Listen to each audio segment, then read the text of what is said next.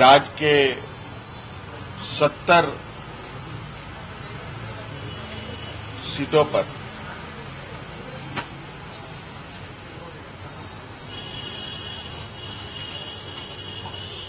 India गठबंधन के JMM Congress के प्रत्याशी होंगे। कुछ त्याग करने के लिए सब लोग को तैयार होनी चाहिए। जेएमएम कांग्रेस आरजेडी सभी कम्युनिस्ट वगैरह मिलकर सब लोगों के होने के बावजूद अगर गठबंधन में बुनावट की प्रक्रिया में आपने हमें संलग्न नहीं किया तो इस बात का दुख तो होता है। 81 विधानसभा में जो हम लोग के इंडिया गठबंधन में हम लोग साथ रहे हैं, जेएमएम कांग्रेस आरजेडी के दलों के साथ इस गठबंधन में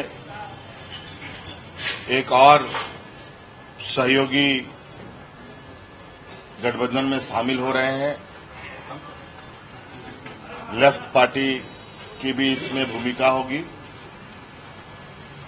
और इस चरण में इस चुनाव में अभी जो पहले चरण में ये बातें तय हुई है कि राज्य के 70 सीटों पर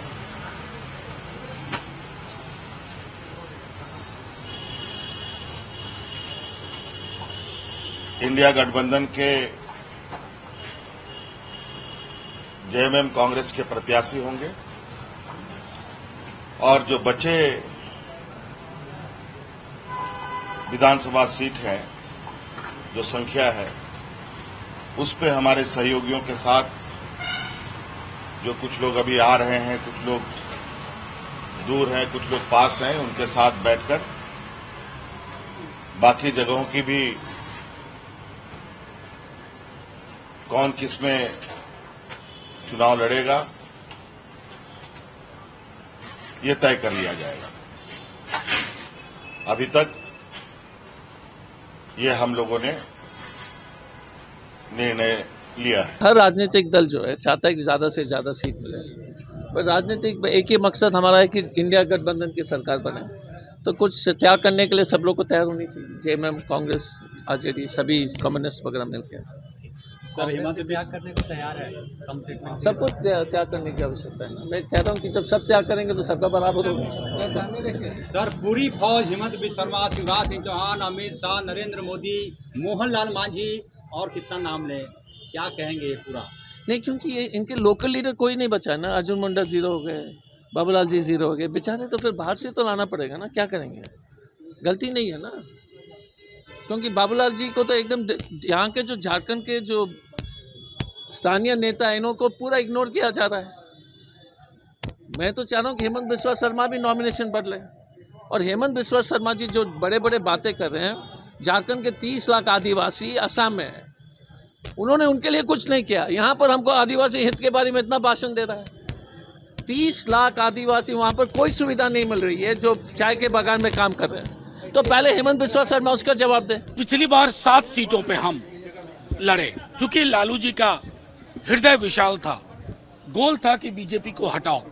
आज भी गोल वही है।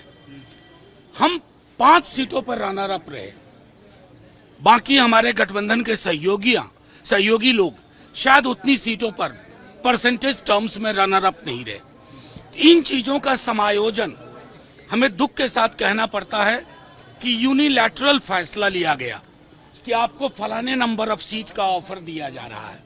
ये न राजद की ऐतिहासिक ताकत के अनुरूप है, न समकालीन जो परिस्थितियां हैं उसके अनुरूप है।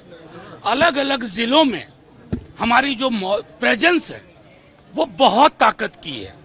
हम अपने गठबंधन के सहयोगियों को इस बात के लिए आग्रह करेंगे कि उसके अनुरूप फैसला लीजिए।